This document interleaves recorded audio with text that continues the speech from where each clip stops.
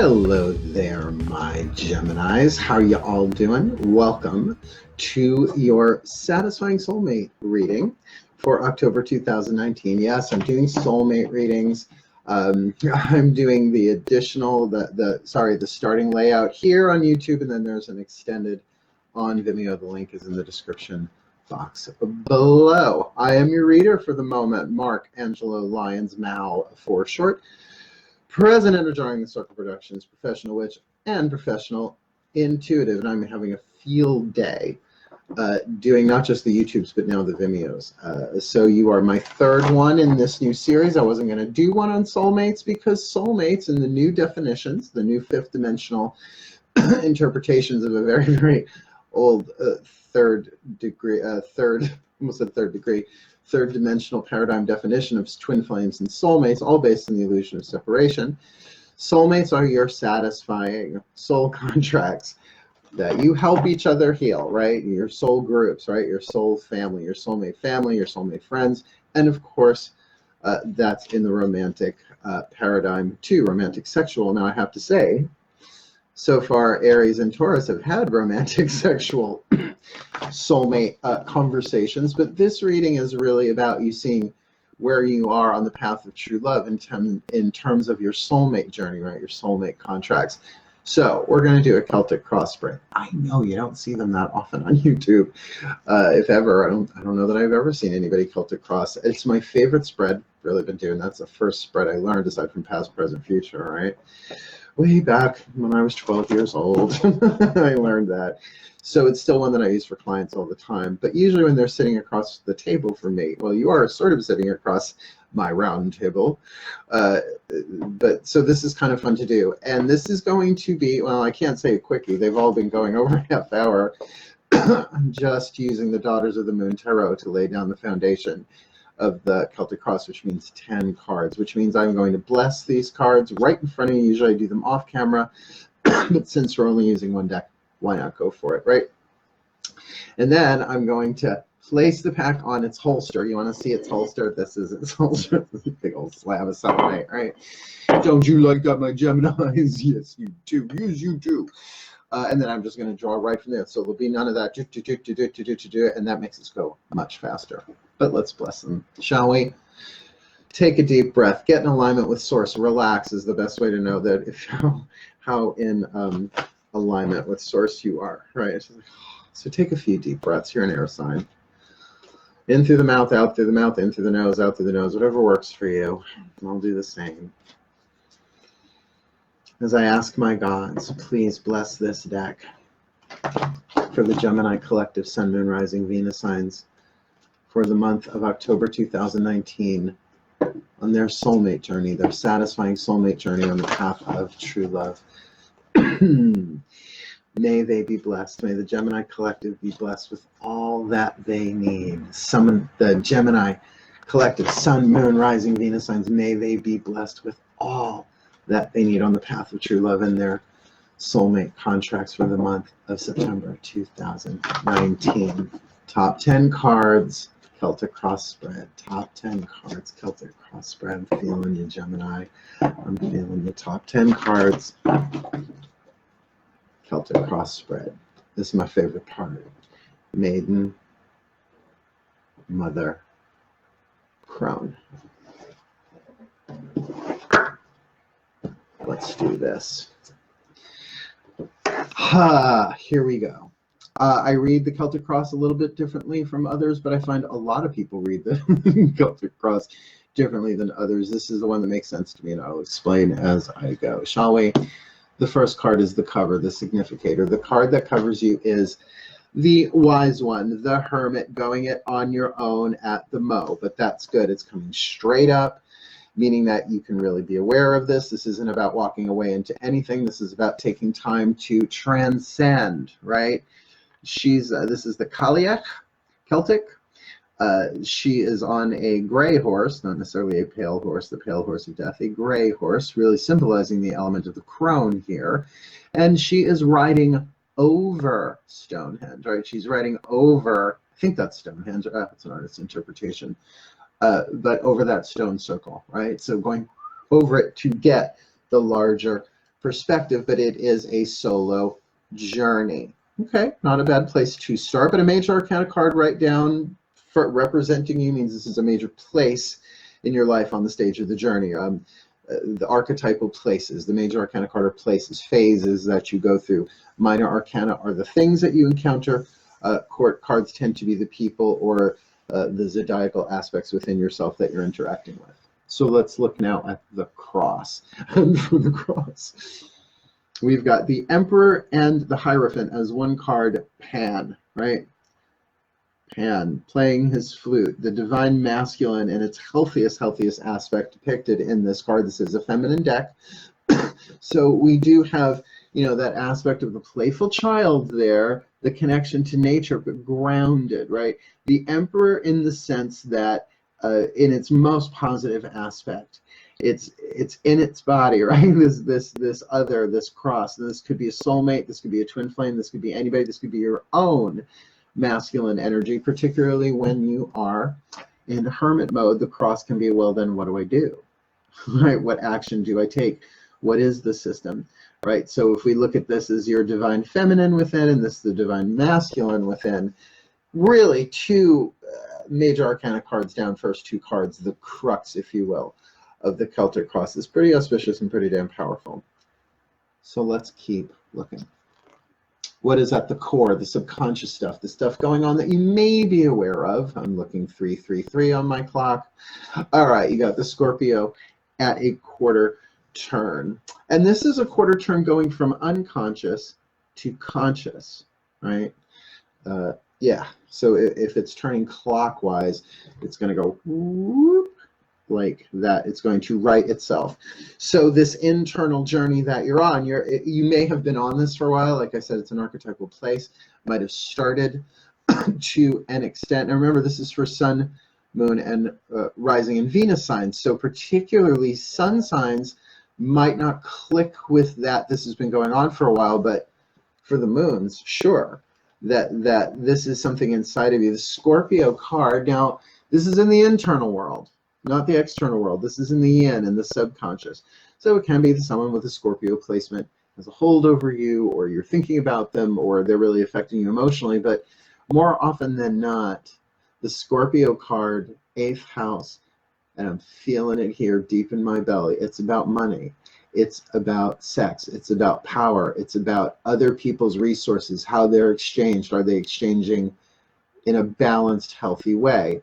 And with that quarter turn that way, that 90-degree angle there, we're seeing that you're still in the process of doing that. So really, really good. As much as you are transcending hermit, some self-care time, some self-introspection, which are introspecting down in Hecate's cave there, and that is Hecate, one of my goddesses lifelong. Hecate has always been with me since I was a child, my grandma in a way, the crone. Then we're really, really looking at, well, because even if you look in the card, there's all sorts of like stuff hidden in there, like hidden treasures and crystals and little Easter eggs. Well, star eggs. Let's not cross pantheons there.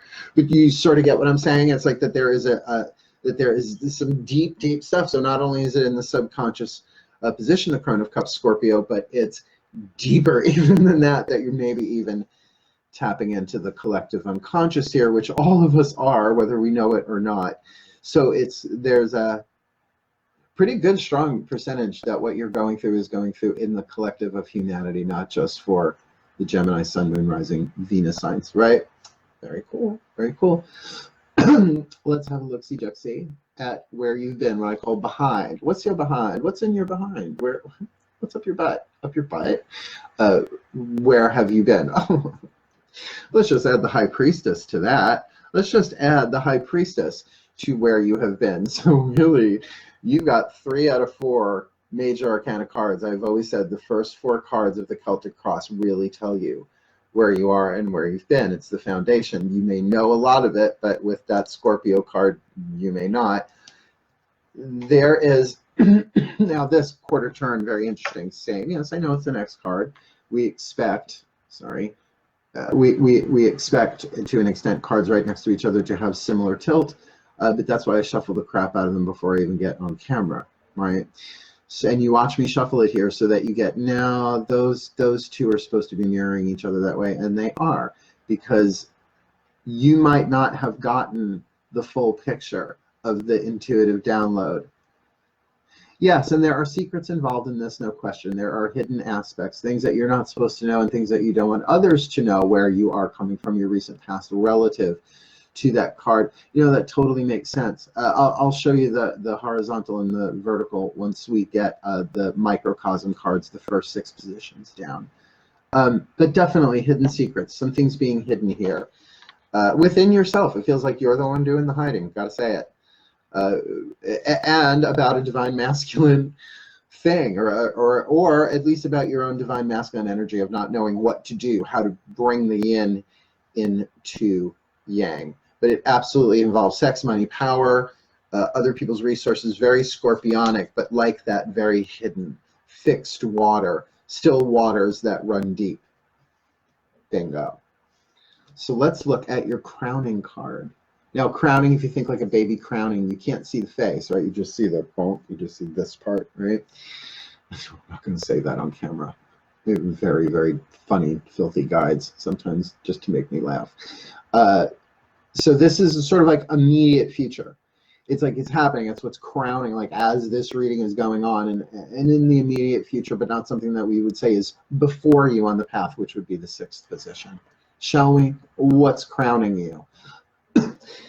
Boy, a whole lot of thought. What's going on? A whole lot of thought. 5 of blades, 5 of swords, lots of thinking. The hurricane, but the hurricane again, yeah, at that same level of tilt as the Scorpio card in your core, and your well, she's a little tilted at the moment, right?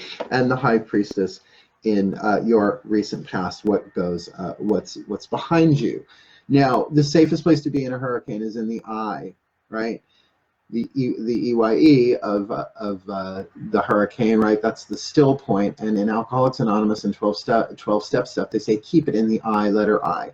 So really, I would highly recommend Eckhart Tolle's Power of Now, any kind of centering, meditations, anything.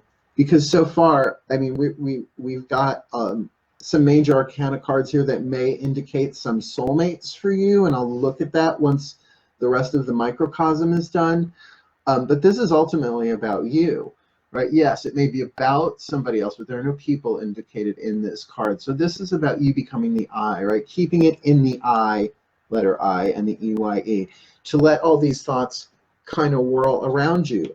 Because the hurricane, yes, there's some water element indicated here, right? Like you even see in the distance, right? Like what's that over there? It looks like sails on a ship as well as it looks like possibly tents or teepees, right? It's just a lot going on. And Gemini, honestly, that's your element, right?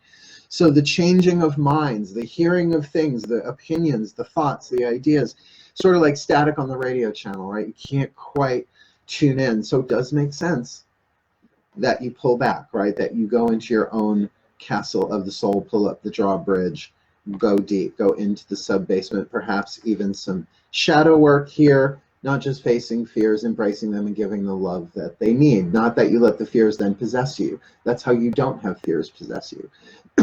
By not meeting them head on, not eradicating your fears. It's so divine masculine. It's so 2,000 years ago. This is really more about, no, it's okay, right? You got the High Priestess here. There are secrets locked within you as well. Secrets that you might not even know about. Little nuggets of gold, or sometimes big chunks of gold cased in lead, right?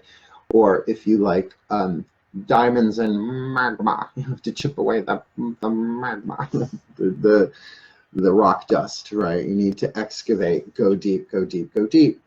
That your answers are within, duh, you knew that.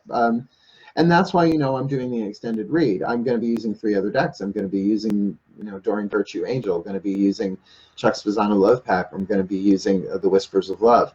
And the past 2 extended readings have been extremely clarifying, like to the point where it's like just fucking says it. It's so obvious. Cool. So let's keep going. Let's get down your 6th position. what lay before you. What lay before you? Well, the Ten of Cups, straight up too. Now tell me, do you really want to love this forever, or are you caught in a hit and run? Keep Paula Abdul.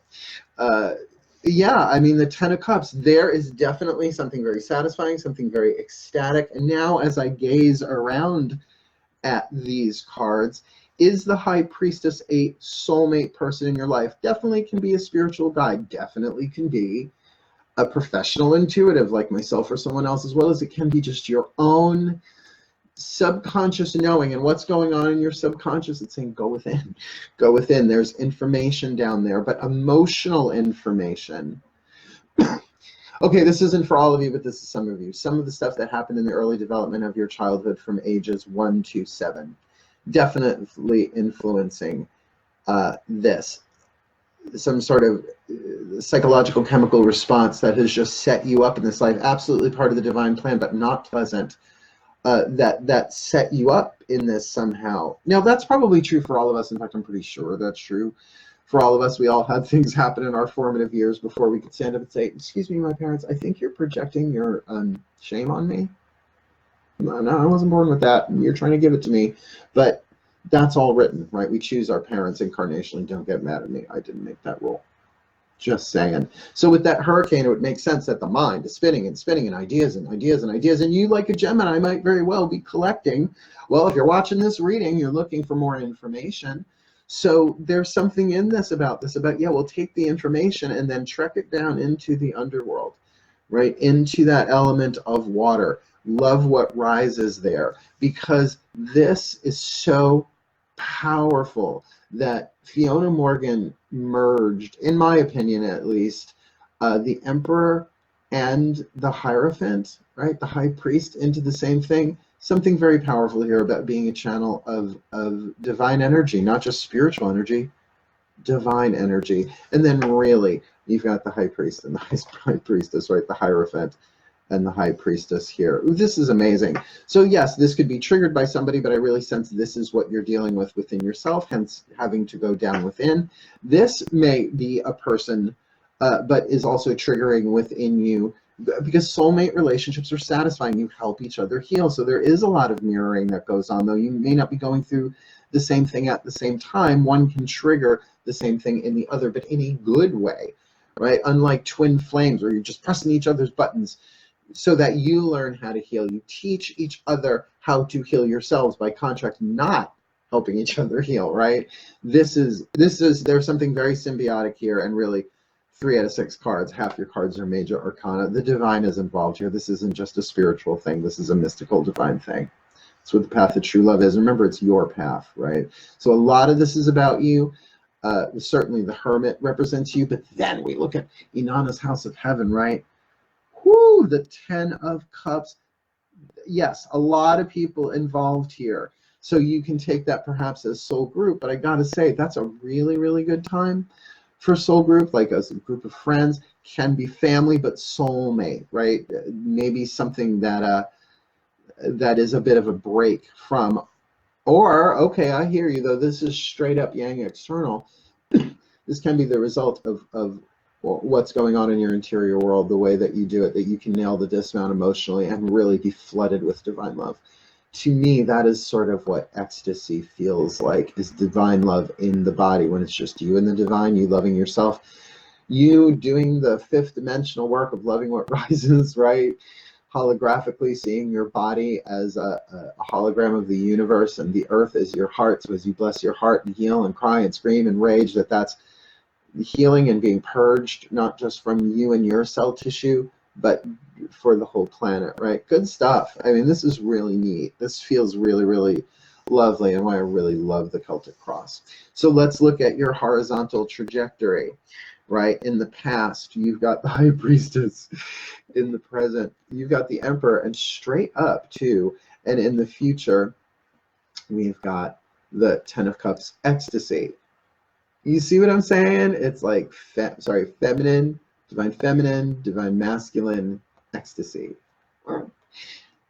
Certainly is about divine union within yourself, no question, because if that shows up in your external world and you don't have that balance within yourself, it does not usually go well. Just saying. I'm pretty sure that Emperor card was straight up. I don't remember. That's why reversals are indications, not law. Mark A. Lyons, Mel for short. All right, so your microcosm is looking pretty good. I'm just going to push these over to the side a touch so that we can get the staff, the next 4 cards. Oh, sorry, I didn't do the vertical. So the vertical in the interior, right, you've got this you've got the Scorpio card, Hecate the Crone. But where are you in, that's the core, here's the cover, you're riding alone, right? You're doing the hermit, you're pulling back. Why? Because what's coming in or already here is this storm, this hurricane of thoughts. So for your own sense of mental stability, pulling back, playing the hermit, taking your time. Blessed be. It's wise, very wise to do, particularly with all that crone energy, the Kaliak and Hecate. Although I've never seen Hecate as an old woman. She comes to me as, you know, sultry in her 40s, a little Sophia Loren, okay, maybe 20, 30 years ago. But beautiful, right? Voluptuous. Not at all aging in that way, but with that divine, feminine, beautiful wisdom. Queen of the Crossroads, goddess of witches, Hecate. Blessed be. Let's just move over there. I like touching that card. I think it's good. But now we're going to get the macrocosm, right? That's the microcosm, the small world, the personal world. Now we look at the universal divine influences here. Oh, I almost shuffled these. No, Mark. Like I said, by Gemini, I'd be better at that. The lesson, what is it the gods are trying to teach you through all of this? Don't you just want to know? Oh, another major arcana card, and not just a major arcana card. The devil in this as the trickster, the self-sabotage. You're learning how you sabotage yourself and others, right? There is a trick being played on you. But here's the thing, the divine plan is sort of just full of tricks and stunts and all that stuff along the way to get you to learn, to heal, to grow. And this is in the lesson position. Honey, take a look at how are you sabotaging yourself. Forget about anybody else or anything outside. If you're finding external things are sabotaging you, people, places, situations, then you really have to look at, not that it's your fault, but it's like, okay, what is being empowered here? What is the lesson, right? It's in the lesson position. Am I chasing my own tail, right? Am I allowing someone else's situation to sabotage me, but I am making the, and here's the key word, decision, right? There's another card in this deck that what she did is she took, just like she combined the Emperor and the Hierophant, she separated the Devil card into the Coyote, which is, you know, shamanic trickster teacher. Every pantheon has some version of the trickster, but it's the tricks are being done for you, not to you, not to fuck you up, but to make you wise, to give you the experience that you need. But just like the devil card, you know, think right or wait, you're doing it to yourself. You could slip the chains off your neck and walk away, but you're not. Why? Fear, right? Decisions of empowerment, life-changing decisions of empowerment. And I tell you, if you choose the disempowering way, it's different when you don't know, right? So I thought it was empowering and it wasn't. Then that was the empowering way.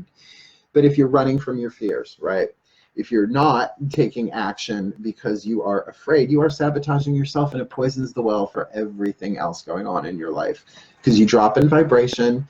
And it's not that it's your fault and you're wrong. That may very well be what you need to do for a time, but don't expect things to change, right? If they'll change on the outside, but the effect will change, but the cause will not, because the underlying lesson here is of the Coyote. And really, I find when I get this card for myself, it's like, oh, eventually you'll just laugh at this. You look back and go, oh my God. You know, like Wile E. Coyote, oh, his brilliant plans and schemes and all of that. Acme, he must have a rotating account there with Acme products, right? Ace and Acme. I wonder if he comparison shops. I would. I'm a Virgo, of course I would. So just take this as your lesson, and now let us count 1, 2, 3, 4 major arcana cards out of 7. It's a big deal, my gems. Let's look. I love this position. How does the world see you? Horizontal trajectory from the outside. How does the world see you? You know, this card keeps popping up, criticism. And I'm pretty sure Aries got this in the same position. So you might want to go have a look if you have any Aries in your chart, although you probably watched that already because I did that one first. This is, yes, perhaps in a sense about being critical, critical of others, critical of yourself. It's such a Virgo thing. That's what we do. But this is also about deep introspection, right? Now, the Nine of Blades. I love the way Fiona Morgan designed these decks because the Ten of Blades is just delightful. It's the ceremony of the rattle. I love it. It's such a completion and a resolution of mental stuff. So this is the step right before that, where you're really kind of focusing in, really, and I mean, does this really need a reversal position? Right? It's sort of from all angles, right? It's like looking at it from all possible angles. So from the outside looking in, that's what you're putting out. That's what people are picking up on, even if they don't know that consciously, that there is a focus, but it's sort of like, and that's why we see in the traditional tarot such trouble in the swords. That's really the shadow side of it. Keeping late at night, right? No, that's, I think, the 8. The 9 is right? A little tied by your own thoughts, and that might be in there too, but those are chains of illusion. And by the way, that's how people see you. You may not see yourself that way. That might not be going on for you, but that's how you're being perceived here. Perhaps a little overwhelmed, perhaps a little beaten down, perhaps a little blinded by all of the thoughts, and that would make sense with the hurricane in your crown, wouldn't it just? Now, the next position is destiny, often called hopes and fears because it's what we most hope for and what we most fear, because we have to take our fate and alchemize it through the hero's journey into our destiny, which means sooner or later, darling, we got to take action. Yeah. Now, you know, Gemini is a masculine sign. The air and the fire signs are masculine. The water and the earth are feminine. So, you know, you might be the divine masculine in this soulmate relationship. And again, I'm the only like people I'm really seeing here right now. Like I said, those major arcana cards can represent people, but then there are also aspects of yourself. I really feel like Hecate's down there waiting for you in the underworld. That's your own depth of wisdom. But you know that there are others in your life, but this feels more about you becoming a soulmate, right? You working on you so that you embody your soul, your fifth dimensional self, your divine self, your guardian angel, whatever the hell you want to call it, and come from that place of love. But what's going to come up? The detox, right? All of the ego, the pain, the shame, the I'm not good enough, the whole nine. And that's why the extended reading will probably tune into that a little bit more. So now this next position of your destiny. Where are you on the hero's journey, your soulmate journey?